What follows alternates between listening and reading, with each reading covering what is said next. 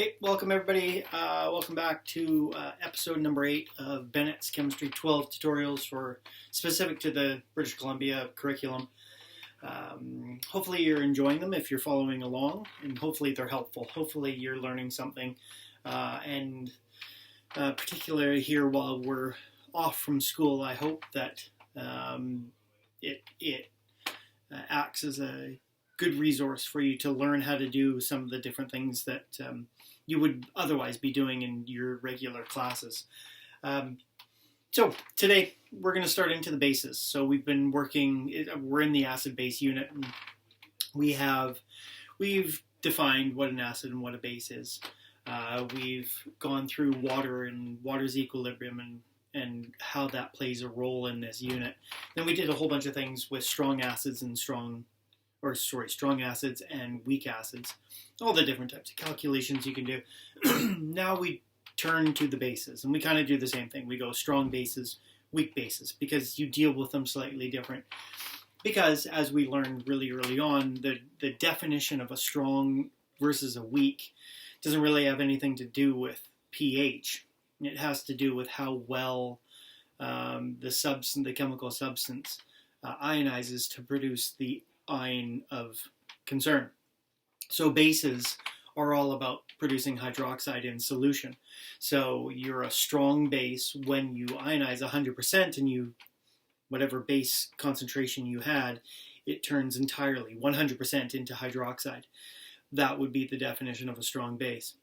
Weak bases, therefore, you put them in, and less than 100% of the base molecules turn into hydroxide eventually. How they go about doing it, this is kind of an interesting thing, because how they go about doing it is, I guess, slightly different than the acids. The strong bases, which is what today's little video is all about, strong bases, they tend to be, very simplistically, I guess, they tend to be ionic compounds that have hydroxide as the anion, but they're soluble. And so when you dissolve them into water, because they're soluble, they dissociate 100%. So actually strong bases fit really nicely into that Arrhenius definition of what a base would be, where it dissociates to produce hydroxide. And it also happens to fit your definition of what bases were coming out of grade 10 and grade 11. So you'll notice that all of our strong bases, at least in this little section right here, all the strong bases, they will have hydroxide as an anion. Now, there are the odd ones, and we will briefly, I'm going to do it in the next video, actually, when we start looking a little bit more in depth at the Ka table and how you use it to look at bases.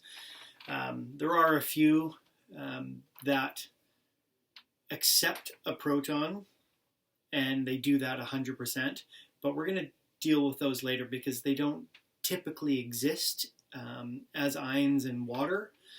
It's more of a theoretical thing. Okay, so the strong bases we're going to deal with are the soluble hydroxide compounds. Now, the soluble hydroxide compounds, you can figure those out because they are all of the alkali hydroxides. So the commonly occurring ones anyways, start at the top of the alkali column, and you've got lithium, so lithium hydroxide, sodium, sodium hydroxide, potassium, potassium hydroxide, rubidium, and cesium. So those, I guess francium as well, but francium you don't find a whole heck of a lot. So it's those that you typically see, and the really common ones, the super common ones anyways, are sodium hydroxide, which I'm sure you've heard of. You've used probably solutions of sodium hydroxide all the time, and potassium hydroxide. Those are the two kind of common ones that you're going to come across, certainly in a high school lab. And when you're using bases for the purpose of needing a base, because they're actually from an industrial perspective, sodium and potassium hydroxide are much easier to make. You'll find that as being your kind of stock-based solution out there in the chemistry world. So you're going to come across sodium hydroxide and potassium hydroxide way more than you're going to come across lithium hydroxide or cesium hydroxide or rubidium hydroxide. Like those things why? Why would you bother if you just need a strong base? Why would you bother choosing those things when sodium hydroxide and potassium hydroxide are being made by the barrelful? So, having said that, there's one more that's not the alkali, but it's still soluble. And if you recall from the solubility unit, you had a chart of the relative solubilities where it will tell you this chemical, this cation with this anion is soluble, and this cation with this anion is low soluble. It categorizes as soluble and low soluble. And when you looked at the hydroxide category, hydroxide was soluble with everything that's in there, alkalis, and there's one really probably came up with it or came across it quite a bit, strontium. And strontium hydroxide is a soluble hydroxide, and not only that, but strontium being +2 has a formula of Sr and then in brackets OH2. So whenever strontium hydroxide dissociates, you get 2 hydroxides for every one of the base molecules. So it is like the granddaddy, I guess, of all of them, because it provides 2 for every 1 strontium hydroxide.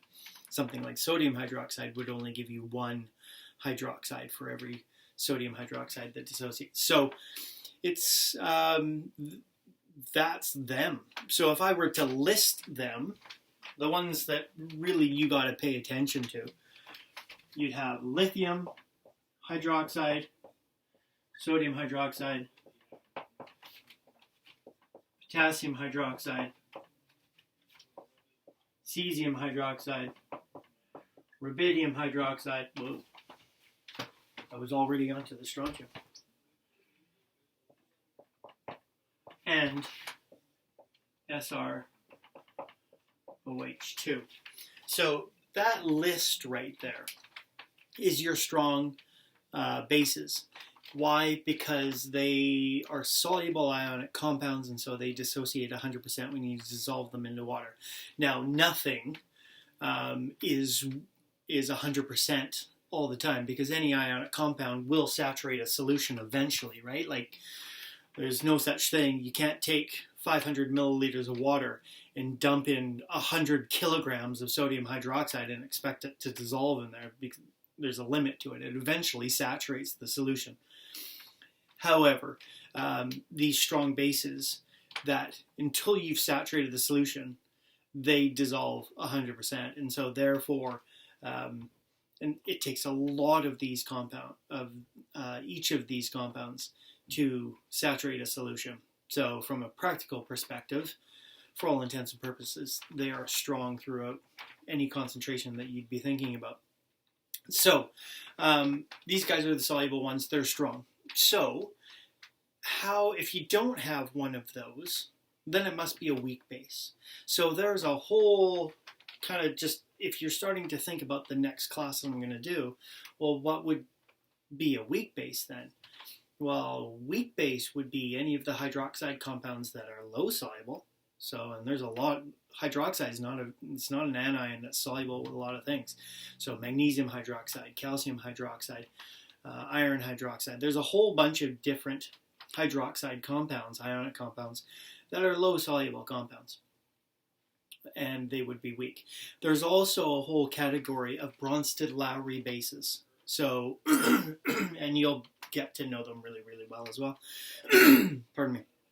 Where any anion that has a negative charge could potentially pick up an H from somewhere, and therefore could potentially act as a Bronsted-Lowry base. If you take one of those and put it into water, it can pull an H off of water and form hydroxide. So there's kind of 2 categories: low soluble hydroxides and also Bronsted-Lowry bases that don't react 100%. They'll fit into the weak base category. So these are our strong. So how do we get the pH of a solution when we've got one of these guys? So the fact that it goes 100%, what you need to know, and kind of the strategy anytime you're doing this, is if you know the concentration of the initial compound or the initial solution, then you know the hydroxide concentration because it's directly proportional to it. It's either 1:1 or 1:2, depending on which of these strong bases that you actually have, because it goes 100%. If it's less than 100% and it was a weak base, then you couldn't do that simple stoichiometry, right? It would then be based upon its equilibrium constant, which obviously complicates the issue when we do some weak bases.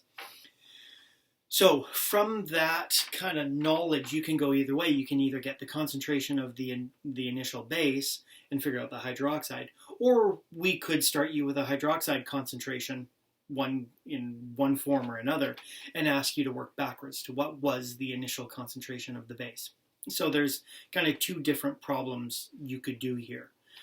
I've got one up on the board where I'm asking you what is the final given the initial concentration of the base. Okay, so the question that I've got up here on the board, so the basic gist of it is I give you information about the base, I tell you what the base is, and then we go from initial concentration to the hydroxide concentration, and we kind of go from there. So the question up here says, calculate the pH of a 100 milliliter solution at 25 degrees. Okay, that's, again, it's always critical that it's at 25 degrees. It tells us we can use our water equilibrium, the numbers that we have memorized for water's equilibrium. That has 5 grams of strontium hydroxide, so there's strontium hydroxide as the solute. So I'm telling you the mass of strontium hydroxide that's dissolved into a 100 milliliter solution. So you're going to use that information to determine what the initial concentration of strontium hydroxide is. Then you will look at the stoichiometry of its dissociation to get the hydroxide. You'll get the hydroxide concentration. You'll negative log that, and that will give you a pOH, and then you'll use the water relationship to figure out what the pH is. Okay, so the first thing we need a concentration of that strong base. So I need my periodic table because it's in mass. Sorry, I just licked my fingers during the COVID thing. You're not supposed to touch your face. I apologize. So first thing we're going to do is we're going to determine the concentration of the strontium hydroxide. So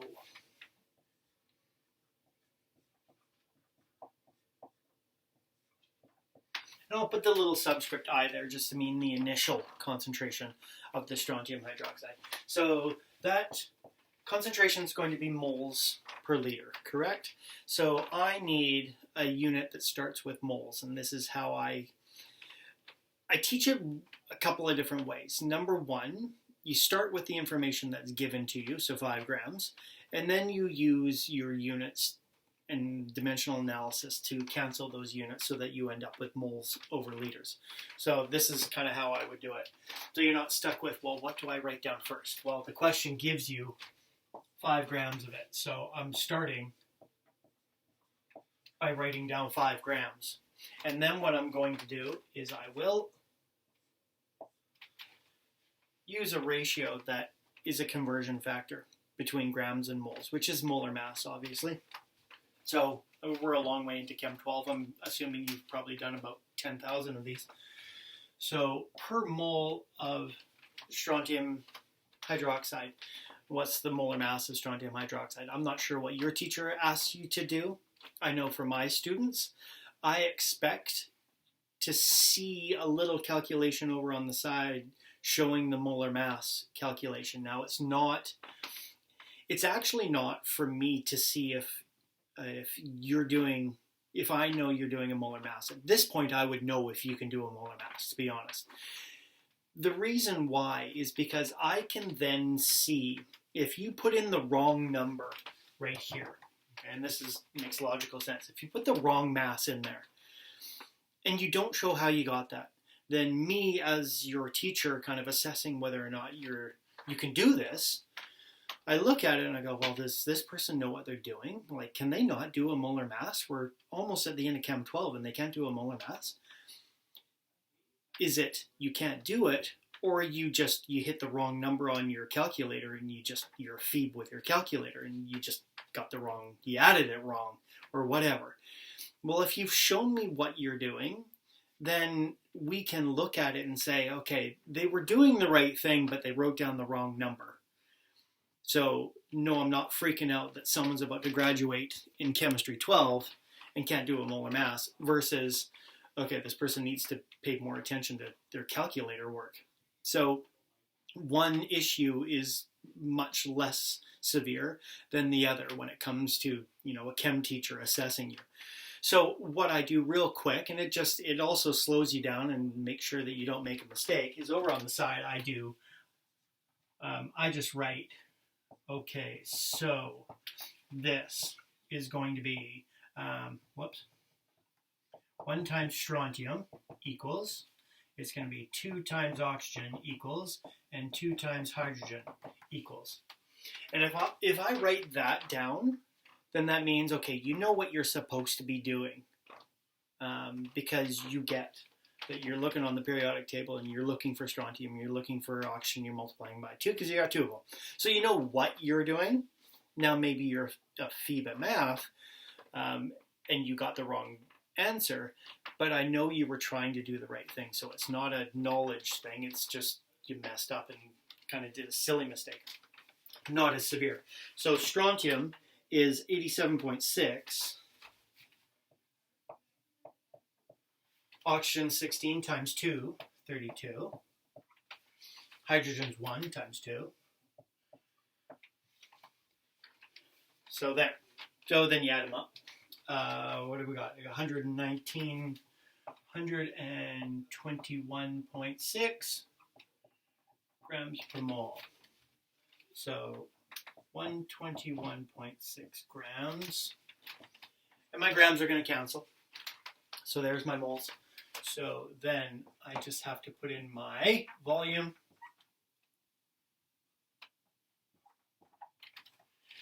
And I'm just double checking that, like sig figs. So when you've got 100 milliliters, and I do this to my students all the time, 100 milliliters, when you convert it to liters, it's oftentimes people will just write 0.1. They move the decimal over and they get 0.1. Don't forget those zeros are significant. So if they're significant in milliliters, they're also significant as liters. So when I convert it to liters, notice I've kept the zeros in there, even though mathematically it doesn't really matter, right? So this concentration comes out to, get my glasses on. So I'm taking 5 divided by, what did I say, 121.6, 121.6 divided by 0.1 is 0.4. Now how many sig figs do I get? 3 sig figs in the 5 grams. So I'm rounding it to 3 sig figs. 411 molar, moles per liter, whatever you want to do. Okay, so there's the initial concentration of it. Now from here, now you're saying to yourself, okay, so there's the concentration. This is a strong thing, so it goes 100%. And so you'll write a chemical equation now, and whatever it's doing, to demonstrate that. Now, when you're talking about a strong Arrhenius base, so it's a hydroxide compound, and it's dissociating into water, you don't need to have it react to produce hydroxide. It's just going to dissociate to produce hydroxide, so your brain's going to have to compartmentalize this. So strong bases, they're in their own little category over here, where they dissociate to make hydroxide. Everything else that you've been dealing with, they react with water to produce something. Strong acids, weak acids, both react with water to produce hydronium and its conjugate. Weak bases will also do the same thing. Okay, so they'll react with water to produce hydroxide. So you'll have to compartmentalize strong bases and say, okay, so they're just dissociating. Sodium hydroxide, potassium hydroxide, strontium hydroxide, they're all just dissociating. So that's the equation that I'm going to write. So strontium hydroxide will dissociate.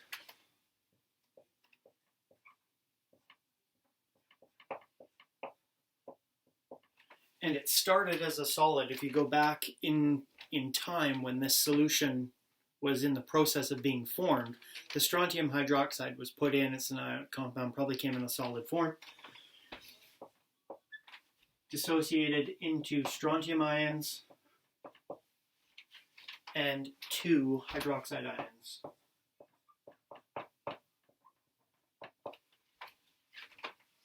And I'll write the 100% in. I mean, the single arrow should indicate that it's 100%, but why not write it?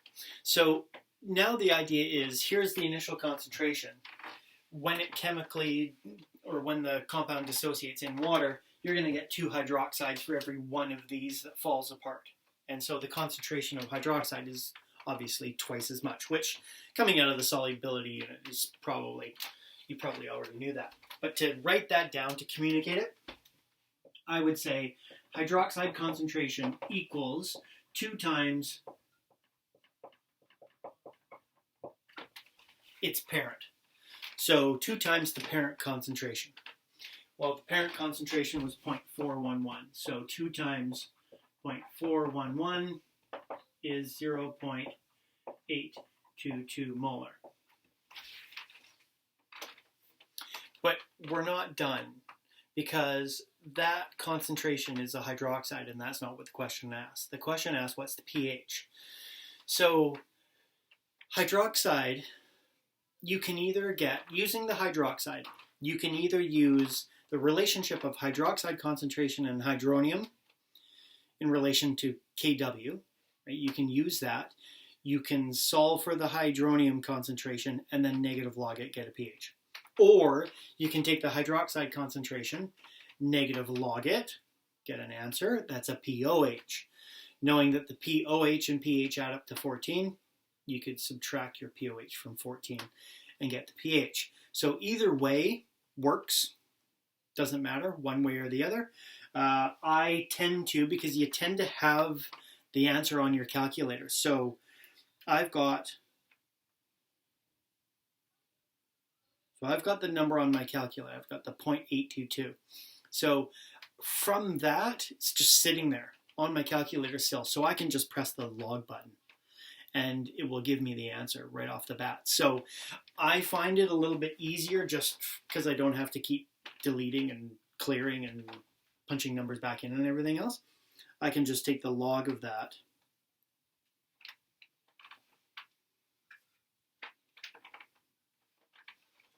and get, so POH equals the negative log of the hydroxide. So that equals, so I've negative logged 0.822. And it gives me, and that has 3 sig figs.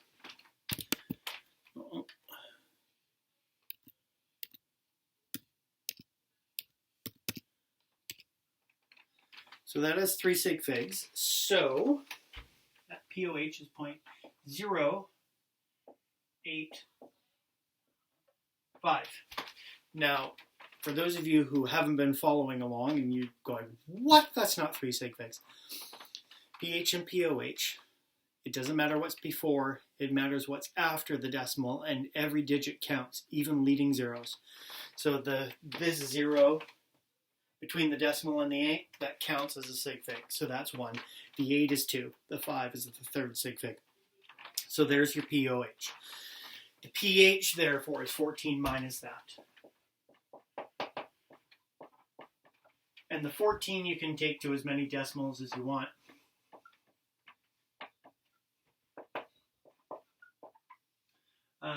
What is that? That's 0.115. 13.1.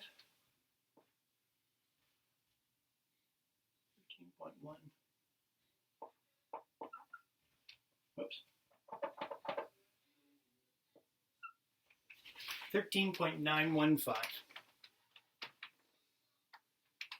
And that's our answer. So strontium hydroxide, if you take 5 grams, dissolve it into 100 mils of water at 25 degrees, it should give you a pH of 13.915. Obviously very basic. It's almost at 14, right? So it's pretty concentrated. So that's that one. That's strong bases. Now obviously you could, or I could, or anybody could, your teachers certainly could, start you with a pH. We could say you've got a strontium hydroxide solution that is at 25 degrees, has a pH of 13.915. What mass of strontium hydroxide is dissolved in 100 mils of water to make that solution? And you would have to work backwards. So you'd have to take every step that we've done here. You'd have to take the pH. You'd have to return it back to a POH. You'd have to take that POH, return it back to a hydroxide. You would then have to look at the ratio and figure out, well, the strontium hydroxide is half the hydroxide concentration. So you'd then work back to 0.411. Once you knew the concentration, you would use the molar mass and the volume to figure out that, well, you needed 5 grams of that. So you can work backwards. It's just reversing all of these steps. And that's pretty typical question. So next class, we're going into the weak bases, much more involved. It involves IRE tables and the whole works. And it also introduces a new concept of KB.